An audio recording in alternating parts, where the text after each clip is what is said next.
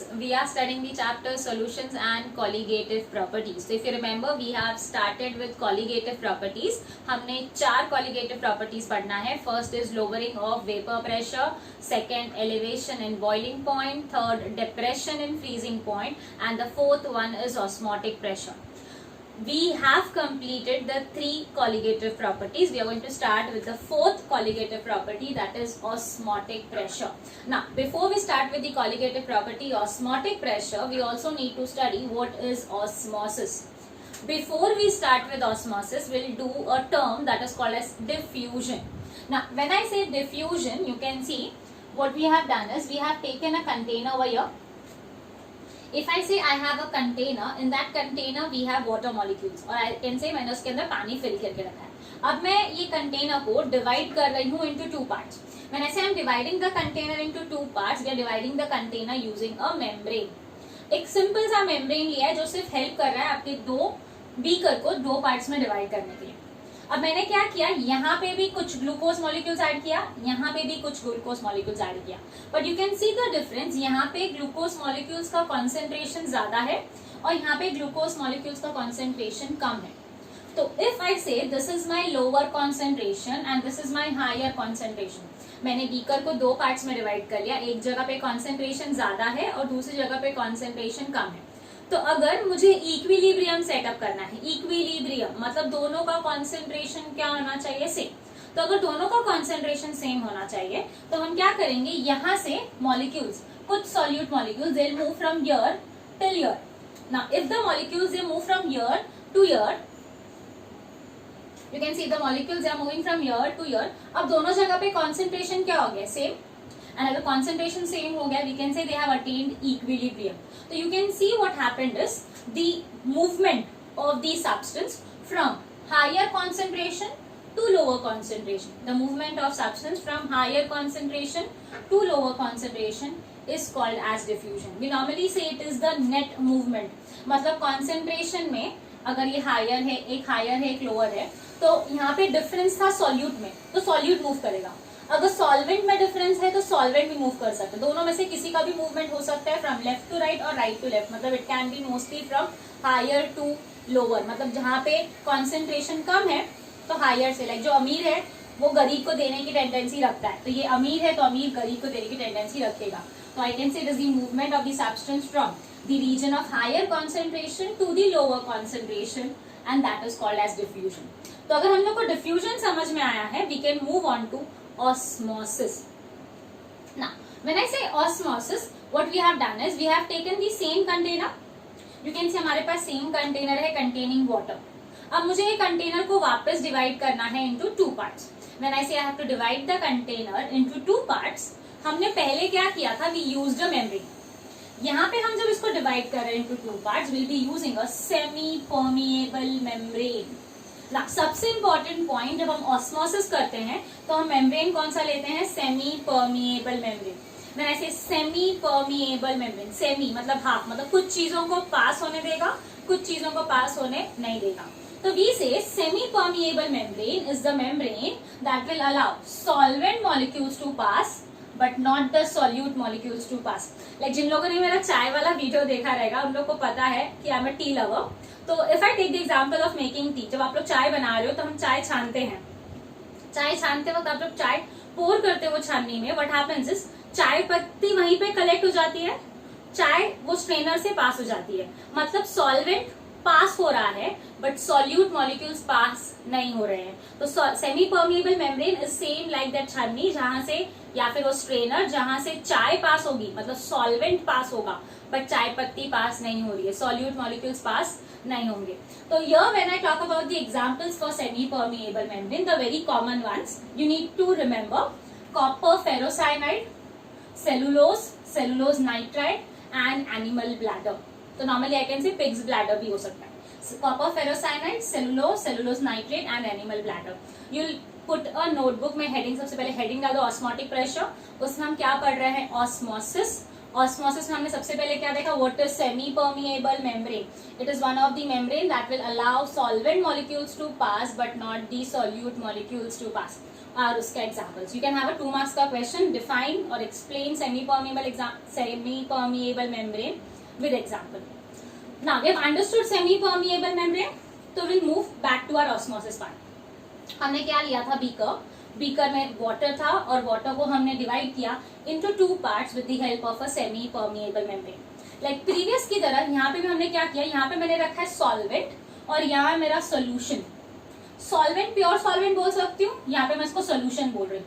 या तो मैं ये बोल सकती हूँ क्योंकि यहाँ पे सॉल्यूट मॉलिक्यूल्स प्रेजेंट है, इट्स लाइक यहाँ पे वाटर है और यहाँ पे शुगर सिरप है. शुगर सिरप मतलब शुगर प्लस वाटर. तो ये वाले में शुगर मॉलिक्यूल्स है, तो I say this is higher concentration and this one is lower concentration. ना सेम जैसे पहले हमने पढ़ा था कि अगर मुझे क्या करना है, इक्विलिब्रियम अटेन करना है. इक्विलिब्रियम अटेन करना है मतलब कॉन्सेंट्रेशन दोनों का क्या होना चाहिए, सेम. डिफ्यूजन में क्या होता है, the molecules will move from higher to lower, क्योंकि वहां पे एक नॉर्मल मेम्ब्रेन था. बट यहाँ पे जो मेम्ब्रेन है वो क्या है, semi permeable membrane. If I से सेमी परमिएबल मेम्ब्रेन मतलब वो ये सॉल्यूट मॉलिक्यूल्स को पास होने नहीं देगा. यहाँ से सिर्फ क्या पास हो सकता है, वाटर, सॉल्वेंट. तो अगर यहाँ से सारा वाटर मॉलिक्यूल यहाँ चला गया तो क्या होगा, यहाँ का वाटर का कॉन्सेंट्रेशन बहुत बढ़ जाएगा, जबकि यहाँ पे क्या बचेगा, सिर्फ शुगर मॉलिक्यूल्स गया था. तो यहाँ पे पूरा वाटर का कॉन्सेंट्रेशन हो गया, यहाँ पे पूरा शुगर का कॉन्सेंट्रेशन हो गया. क्या वो इक्विलिब्रियम अटेन कर रहा है, नहीं.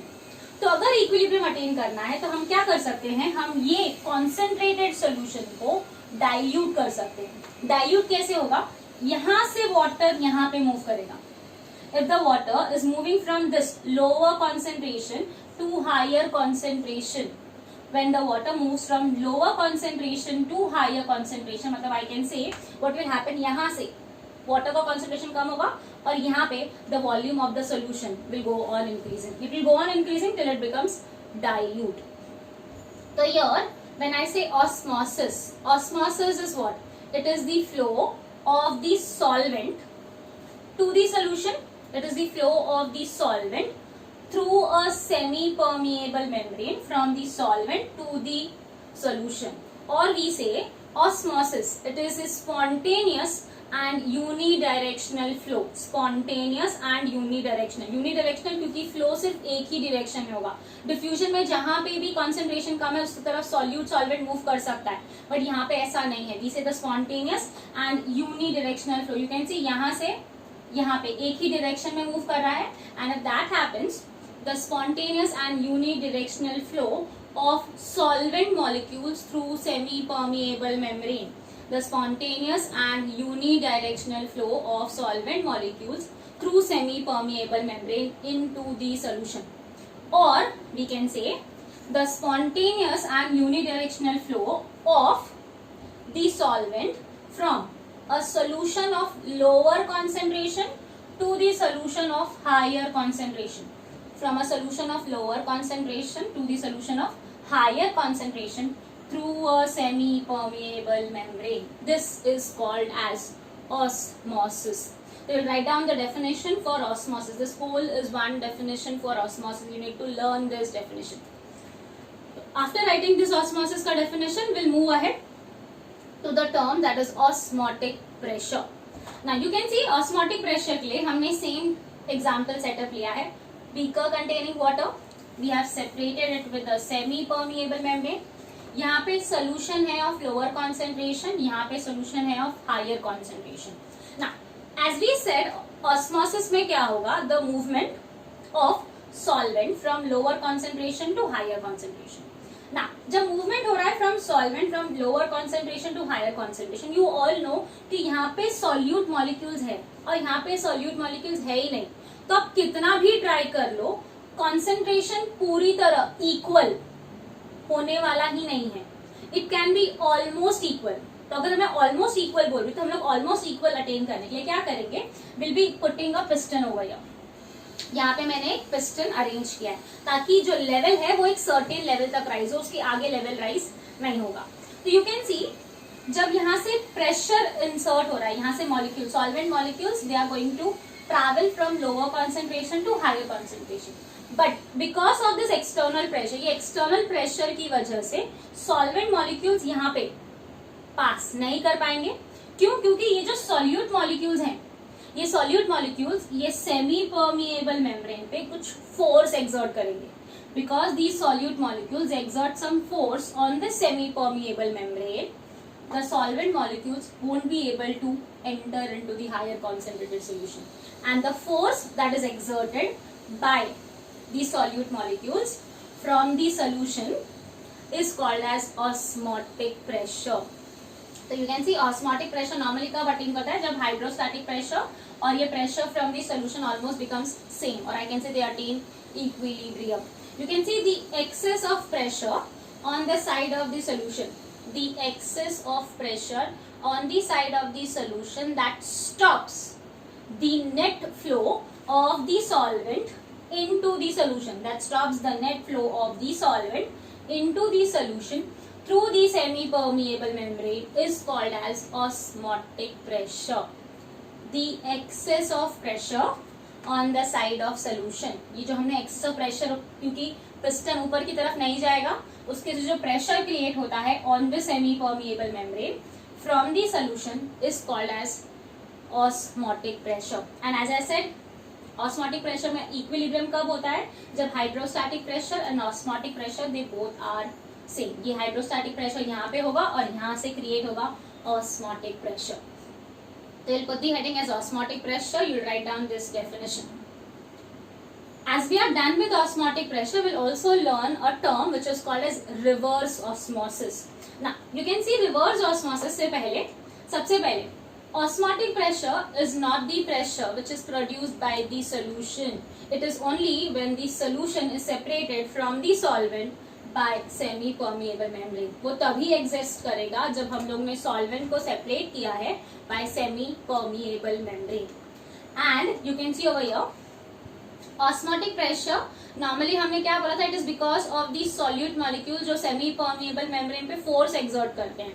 We say osmotic pressure is considered due to the bombardment of solute particles on semi permeable membrane. The force which is exerted by the solute molecules on the semi permeable membrane. मतलब osmotic pressure it depends on the number of solute particles, or I can say it depends upon the concentration of the solute particles. तो you can C osmotic pressure को represent करने के लिए हम symbol use करते हैं पाई. जैसे हमने लोअरिंग ऑफ वेपर प्रेशर के लिए डेल्टा पी लिया है, एलिवेशन एंड बॉइलिंग पॉइंट के लिए delta T B, depression and freezing point के लिए डेल्टा टी एफ, वैसे ही ऑस्मोटिक प्रेशर के लिए हम सिंबल लेंगे पाई. तो you can see as it depends on the number of solute particles we say osmotic pressure is a colligative property. Now moving to reverse osmosis, you can see we have done is what we have taken the same setup, एक container को हमने divide किया into two parts bye semi permeable membrane. एक side में lower concentration है और एक side में हायर कॉन्सेंट्रेशन. इसको आप ऐसे अज्यूम कर सकते हो कि यहाँ पे हमने सलाइन वाटर लिया है, सॉल्टी वाटर या सी वाटर, एंड यहाँ पे हमारा नॉर्मल फ्रेश वाटर है. You can see what happens is, हमने क्या पढ़ा था, the movement will be from lower concentration to higher concentration. But here what we have done is we have introduced a piston again. अगर ये piston है, मतलब हम लोग यहाँ से अगर प्रेशर अप्लाई कर रहे हैं, अगर यहाँ से आपने प्रेशर अप्लाई किया तो यू नो ये सेमी परमिएबल मेम्ब्रेन ऐसा है जो सॉल्वेंट को पास होने देगा बट सोल्यूट को पास होने नहीं देगा. मतलब यहाँ पे अगर सॉल्टी वाटर है, सी वाटर है, सलाइन वाटर है, मतलब वाटर पास होगा बट सॉल्ट पास नहीं होगा. तो यहाँ से अगर मैंने प्रेशर अप्लाई किया, अगर यहाँ से हमने प्रेशर अप्लाई किया, what happens is it will allow the solvent molecules to flow from the higher concentration to lower concentration. You can see यहाँ से सॉल्वेंट फ्लो हो रहा है, सॉल्यूट वहीं पे प्रेजेंट है. सो यहाँ पे नॉर्मल ऑस्मोसिस में क्या पढ़ा था हमने, flows from lower concentration to higher. But क्योंकि हमने एक्सटर्नल प्रेशर बिल्डअप किया, एक्सटर्नल प्रेशर की वजह से the solvent molecules they are moving from higher to lower, opposite हो रहा है, and therefore we refer this as what, reverse osmosis. You can see when the external mechanical pressure is applied, when the external mechanical pressure is applied on the solution, the solvent moves from higher concentration to lower concentration, and that is called as reverse osmosis. Reverse osmosis normally use हो सकता है in future for making water, pure water, I can say fresh water from your salty water. As we are dealing with major crisis in water scarcity, हम normally आगे जाके use कर सकते हैं this technique for recovering water from sea water, or I can say salty water. So we have understood what is reverse osmosis. Moving ahead, हम लोग 3 type के solutions पढ़ने वाले हैं. One is hypertonic, hypotonic and isotonic. Now when I say tonic, tonic comes from the word tonicity which means concentration. Hyper मतलब ज्यादा, hypo मतलब कम, and iso जैसे मैंने बहुत बार बोला, आइसो मींस सेम. तो starting with hypertonic solution. Hypertonic solution मतलब we से वी हैव 2 सॉल्यूशंस, एंड जब एक का ऑस्मोटिक प्रेशर ज्यादा है दूसरे से, I have 2 solutions and एक का ऑस्मोटिक प्रेशर ज्यादा है दूसरे से, तो we call that as hypertonic. and जिसका कम रहेगा उसे हम क्या बोलेंगे, hypotonic. You can see a solution having osmotic pressure higher than that of another solution. A solution having osmotic pressure higher than that of the other is called as hypertonic solution. उसके लिए यहाँ पे हमने example लिया है. I have 0.1 molar urea solution which is hypertonic to 0.05 molar sucrose. You can see 0.1 और 0.05 ज्यादा कौन सा है, 0.1, मतलब this is hypertonic to this, तो ये क्या हो जाएगा, hypotonic. Now to understand this you can see हमने यहाँ पे कंटेनर लिया है, and यहाँ पे you can imagine जैसे मैंने फिशेज या फिर I can say salt नहीं सॉरी रॉ मैंगो, उसको मैंने क्या किया है, I have applied salt to it. अगर मैंने सॉल्ट अप्लाई किया तो सॉल्ट का कॉन्सेंट्रेशन ज्यादा है, जबकि रॉ मैंगो या फिर इफ आई से फिशेस, उनके पास सेल्स हैं, सेल्स में वाटर होगा, बट व्हेन आई से वाटर एंड व्हेन आई से सॉल्टी वाटर, दोनों में सॉल्टी वाटर में कॉन्सेंट्रेशन ज्यादा है, राइट. तो व्हेन सॉल्टी वाटर का कॉन्सेंट्रेशन ज्यादा है, मूवमेंट क्या होता है, फ्रॉम लोअर टू हायर. इसीलिए जब आप रॉ मैंगोज को नॉर्मली सॉल्ट लगा के या सलाइन सोल्यूशन में रखते हो, तो normally they become dried up, और I can say they are to be preserve for a longer time. Same way fishes को भी हम लोग प्रिजर्व करने के लिए सॉल्ट लगा के रखते हैं, ताकि they undergo the process of osmosis, they will dry up and they can be retained for a long time. क्योंकि अगर उसमें वाटर ही नहीं है तो माइक्रो ऑर्गेनिजम्स एक्ट नहीं करेंगे. Micro organisms they mostly require water, moisture for their survival. तो that is one way of preserving your pickles और फिशेस. तो you can see if I say I have taken an hypotonic solution and I have kept it in hypertonic, तो normally ये क्या हो जाएगा, it will swell up, sorry it will not swell up, it will shrink up. मतलब उसके इसका concentration कम है और इसका concentration ज्यादा है, तो movement from lower to higher होगा. lower to higher मतलब इसके अंदर जो भी water content है ये lose कर देगा and it will shrink. So that can be example of your mangoes or I can say fishes. And this is also referred as exoosmosis. Moving to the second term, that is hypotonic solution. Hypotonic मतलब जिसका pressure कम है, तो we say solutions which will have osmotic pressure lower than the other one. You can see here we have the example of 0.05 molar sucrose with 0.1 molar urea. ये lower concentration है, जैसे हमने previous पढ़ा, ये same example है. This is hypotonic and this is hypertonic. It's like when you take बादाम और any other dry fruit, mostly हम बादाम को पानी में डिजोल्व करते हैं, या तो फिर डिजोल्व नहीं, पानी में भिगो के रखते हैं. And same way when you keep dals and all, mostly जब हम पानी में उनको रखेंगे for overnight, you can see next day what happens, they swell up, मतलब दे अब्सॉर्ब वाटर. और even if I say you have taken किसमिस, मनुका, raisins, and if you put it in water, next day you will see they will swell up because उनका concentration कम है. तो you can see यहाँ पे we have taken a hypertonic solution and this one is your hypotonic solution. Hypo means जिसका osmotic pressure कम है and ये जिसका osmotic pressure ज्यादा है. तो what they are going to do, they will absorb that, मतलब movement होगा from lower to higher and they swell up. And this is also referred as endoosmosis. Exoosmosis, endoosmosis, ये terms हम normally bio में use करते हैं. Third and the last one that we have is isotonic solutions.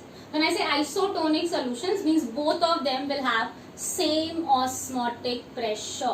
It's like when I say sugar नहीं sorry, grapes. मैंने grapes को पानी में रखा है, तो कुछ भी नहीं होगा, neither they will swell, neither they will shrink, because the concentration is same. But if you keep that grapes in salty solution या इन शुगर सिरप तो आपको डिफरेंस दिखेगा, क्योंकि वहां पे कॉन्सेंट्रेशन चेंज हो रहा है. But if you keep it in water concentration same है, तो कुछ भी इफेक्ट नहीं आएगा. So that is with respect to isotonic solution.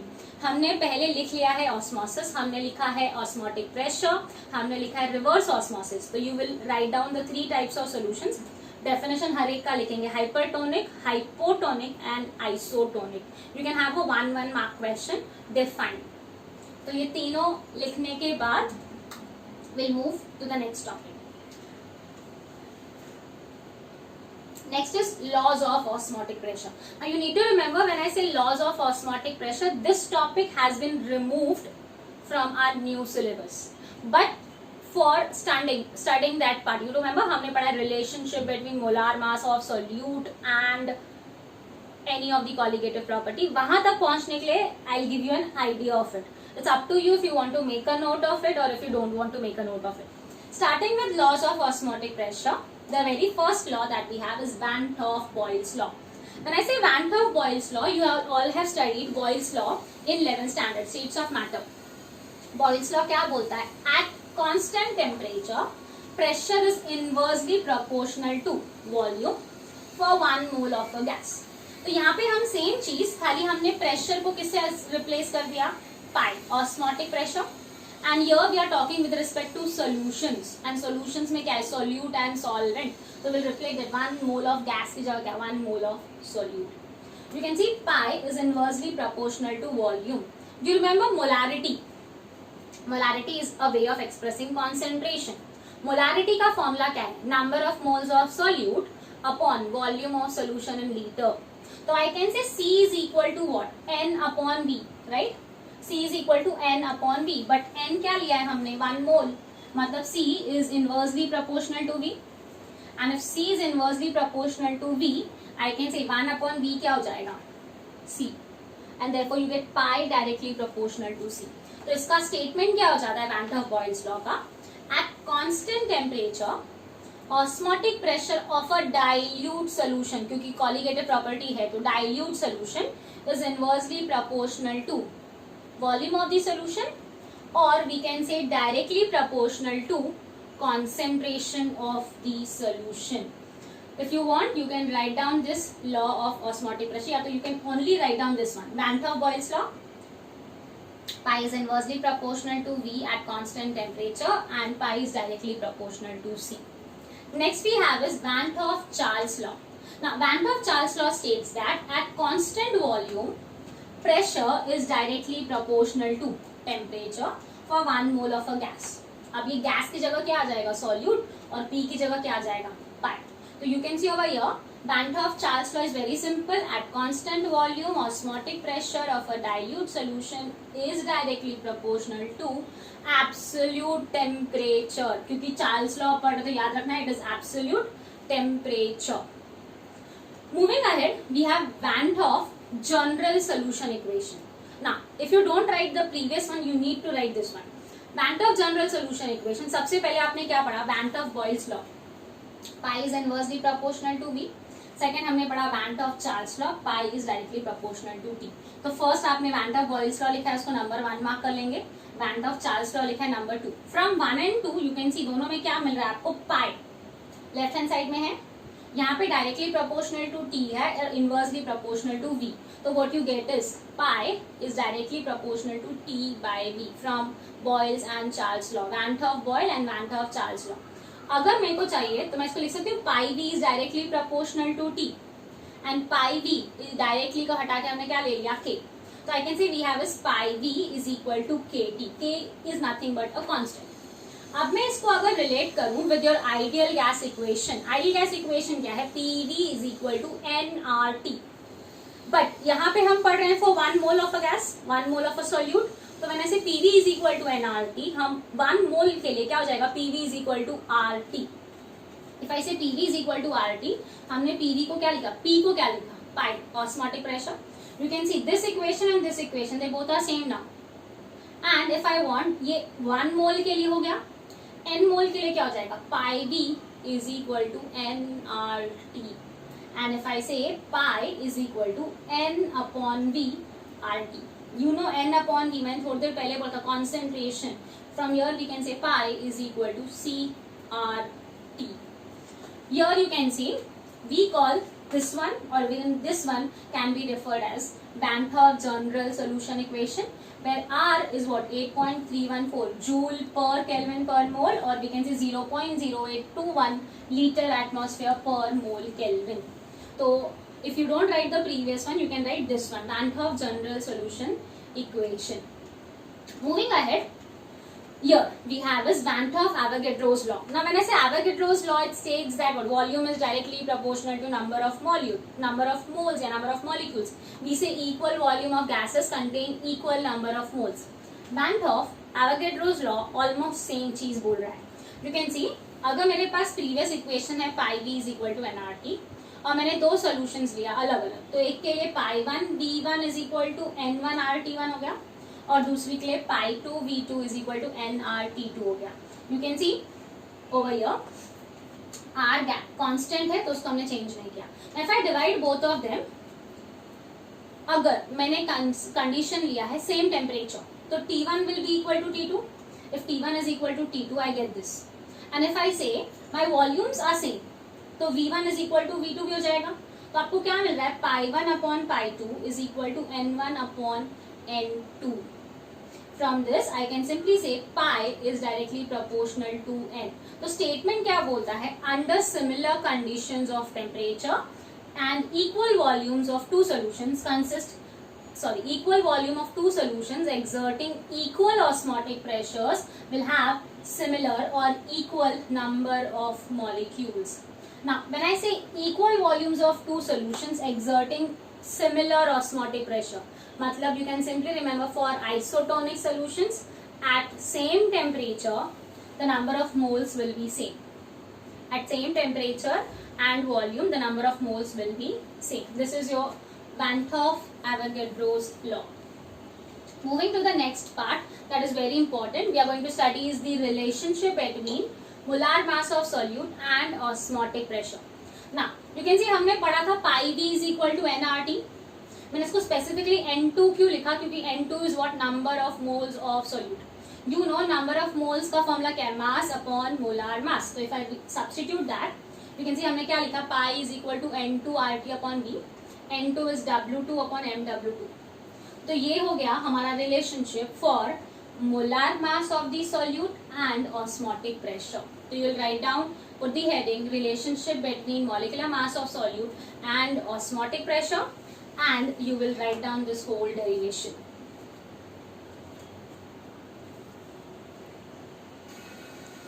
So let's start with the numerical. सबसे पहला multiple choice question MCQ. याद रखना MCQ सबसे ज़्यादा osmotic pressure से आता है as compared to the other colligative properties. Okay, starting with the first question. A solution containing 8.6 gram liter urea is isotonic with 5% solution of a solute X. मैंने पहले भी बोला था अगर isotonic है तो हम बोलते हैं number of moles same है at same volume. Number of moles will be same at same volume. और you can simply remember अगर isotonic बोला है मतलब concentration same रहेगा. C1 is equal to C2. Now the molar mass of X is, एक आपको पता है solute urea है, second आपको नहीं पता है. You can see since solution is isotonic, we'll say number of moles of urea and number of moles of solute X is same. U means urea, X means solute X. और ये कब होगा, जब आपका वॉल्यूम क्या है, same. तो volume same कैसे हो सकता है, यू विल चेक कि यहाँ पे वॉल्यूम सेम है या नहीं. ना यूरिया सोल्यूशन क्या दिया है, 8.6 ग्राम पर लीटर, तो विल राइट इट पर लीटर एज 1000 ml. और ये क्या बोला है आपको, सोल्यूट क्या है, 5%. 5% मीन्स 5 ग्राम्स इन 100 ml. मैंने ऐसे 5 ग्राम्स इन 100 ml, मुझे 1000 ml करना है, तो ये 5 ग्राम क्या हो जाएगा, 50. तो 50 ग्राम्स इन 1000 ml. तो यू कैन सी दोनों का 1000 ml मतलब वॉल्यूम क्या हो गया, सेम. मतलब I can say number of moles of urea is equal to number of moles of X. Now you know number of moles का फॉर्मूला क्या है, मास अपॉन मोलार मास. तो mass of urea upon molar mass of urea. Those who have studied in the previous lectures you know urea का formula NH2CONH2, तो उसका molecular mass will be 60. तो I have the value over here 8.6 upon 60 और ये 5 ग्राम. Molecular weight हमें find करना है। तो if you rearrange this you can C 8.6 upon 60 divide by 50, 60 into 50 plus 5 6 33,000 हो जाएगा। आप 8.6 डिवाइड बाय 3 कर सकते हो and you can see you get is this 3000 by 8.6 and the value that you get is 348 which is approximately 350. That will get your answer option B. Moving to the next question. A dilute solution of a non-volatile has a volume of 0.1 into 10 raised to minus 3 meter cube. When its osmotic pressure is 1 into 10 raised to 5, what will be its osmotic pressure if the volume is reduced to 0.05 into 10 raised to minus 3 meter cube? मतलब एक solution है जिसका volume हमें पहले दिया है 0.1 into 10 raise to minus 3 which I can say it is -4 10 raise to -4 and उसका osmotic pressure क्या है 1 इंटू 10 रेज टू 5। अब उसी का वॉल्यूम चेंज करते हैं, मतलब if I say this is V1 that will be V2, we need to find the osmotic pressure and what they have mentioned is pi for your solution we need to find. They have mentioned the temperature is what constant. तो अगर formula है pi V is equal to nRT, मतलब पाई 1 V1 is equal to N1 RT1 हो जाएगा and pi 2 V2 is equal to nRT। As you can see constant temperature बोला है तो T cancel हो गया, R कांस्टेंट है एंड सेम सोल्यूशन है तो we can say N will also be constant, तो we get what pi V is equal to pi dash V dash. तो आपके पास पाई है, आपके पास V है, आपके पास V डैश है, सिर्फ आपको क्या फाइंड करना है पाई डैश। तो आप रीअरेंज करके you can solve this. You can see pi is what 10 raise to 5, V is what 10 raise to minus 3 into 0.1 that is 10 raise to -4, pi dash नहीं पता है 0.05 into 10 raise to -3 we have written as 5 into 10 raise to -5। तो यहाँ से अगर मुझे divide होगा -5 ऊपर चल जाएगा, ये पहले से यहाँ पे 5 है, -5 ऊपर जाए तो +5, 5 + 5 10, 10 - 4 it becomes 6. So 1/5 is what? 0.2 into 10 raised to 6. That is your answer. Option B, 2 into 10 raised to 5. You write down this MCQ. We'll move to the next one. Third, the osmotic pressure of a 0.4% urea solution is 1.66 atm and that of sugar is 2.46 atm.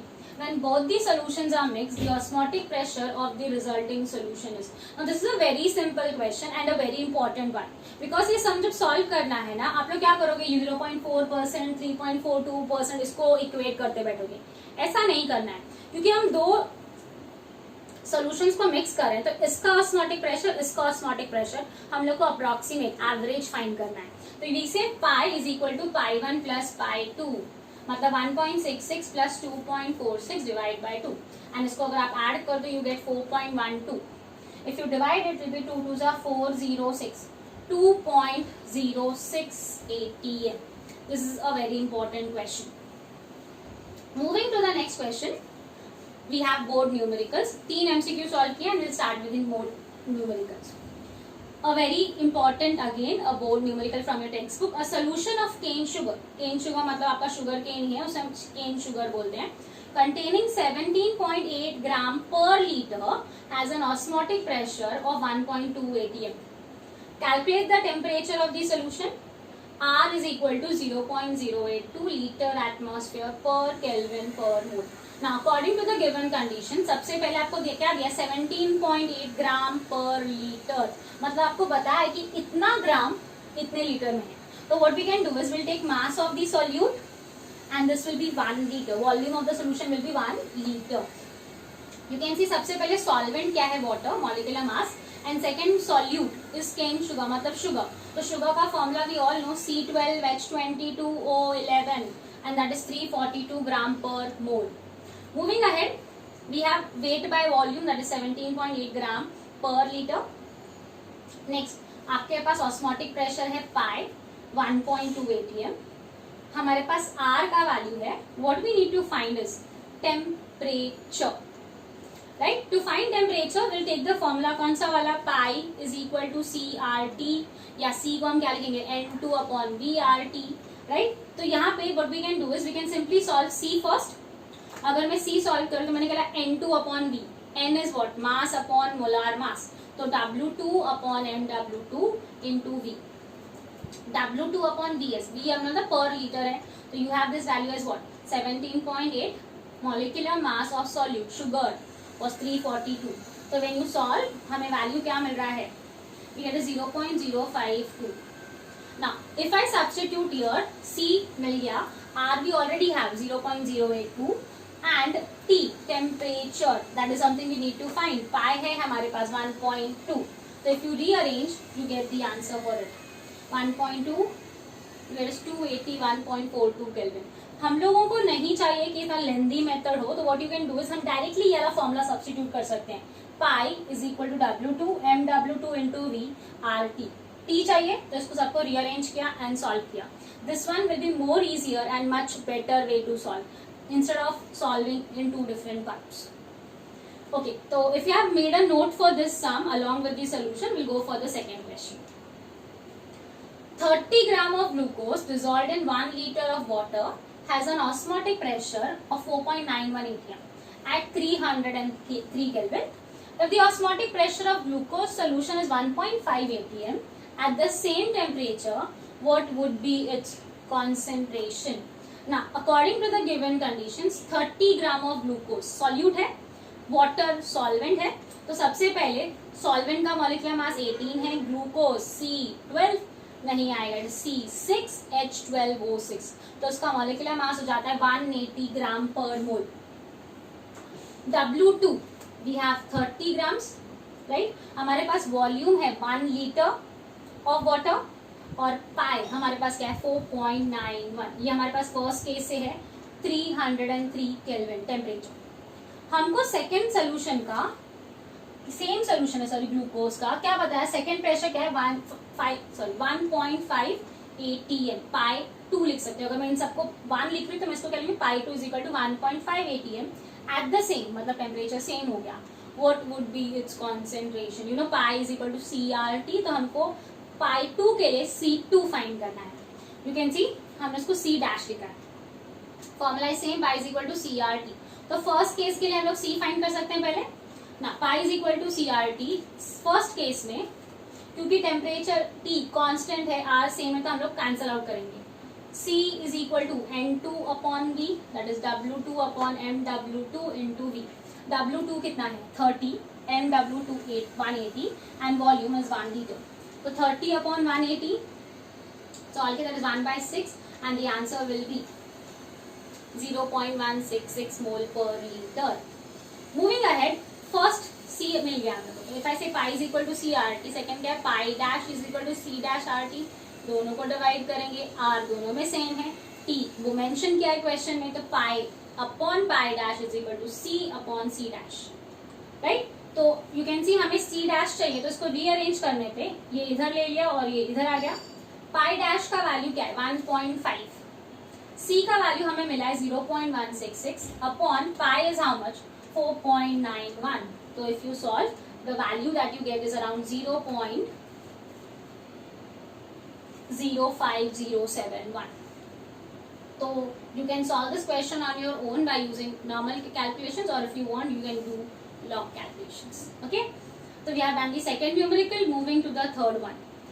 What is the mass of sucrose in its 1 liter solution which is isotonic with 6.6 gram per liter of urea solution? मैंने बोला isotonic मतलब pressure same है, पाई 1 is equal to पाई 2, तो you can directly take C1 is equal to C2. हमें given क्या क्या है, पहले सॉल्यूशन में आपके पास 2 सॉल्यूट है, एक सुक्रोज और दूसरा यूरिया सॉल्यूट. तो यहाँ पे as we have mentioned isotonic, तो we have taken pi is equal to pi dash. Second solvent आपका water है, एक solute sucrose that is sugar 342 gram per मोल और दूसरा है यूरिया तो 60 gram per mole. What do we need to find, W2 for sucrose and volume क्या दिया है 1 लीटर.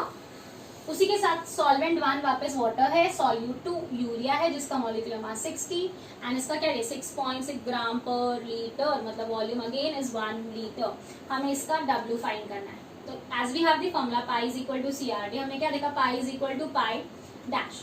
तो on the basis of this when you solve CRT is equal to C dash RT, ना CRT, as I said पहले के case में हमने RT cancel किया था क्योंकि सेम टेम्परेचर और सेम गैस कांस्टेंट कंसिडर करके.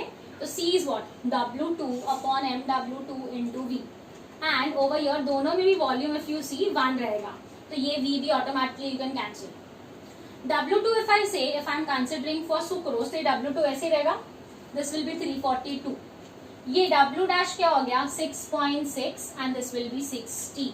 तो you can C after rearranging 6.6 for this one, 342 upon 60, volume दोनों भी कैंसिल हो चुका है. And when you solve the value that you get is 37.62 grams. You can, as I said, 6.6 and 60 it will be easily solved in 6. So without log also you can do this calculation. Moving to the next numerical, a solution of a particular amount of organic substance of molar mass 196 gram per mole is dissolved in 2 liter of water. It gave an osmotic pressure of 0.54 Kelvin, 54 atm at 12 degrees Celsius. Calculate the mass of the solute dissolved. Now this is a very simple question क्योंकि इसमें आपको direct formula use करना है. सबसे पहले molar mass आपको पता है, वाटर मेंशन किया तो सॉल्वेंट का mass molar mass will be 18 gram. Solute क्या है हमें नहीं पता, तो हम उसका फॉर्मूला नहीं प्रेडिक्ट करेंगे, डायरेक्टली उसका मॉलिक्यूलर मास लिखेंगे 196 ग्राम पर मोल. वॉल्यूम मेंशन किया it is 2 litre V. Then we have pi which is equal to 0.54 atm at 12 degree Celsius. तो हम लोग टेम्परेचर को कन्वर्ट करेंगे इन kelvin, 12 plus 273. What do we need to find? Mass of the solute, that is W2. तो while writing the formula, सबसे simple, pi is equal to W2 into RT upon MW2 into V.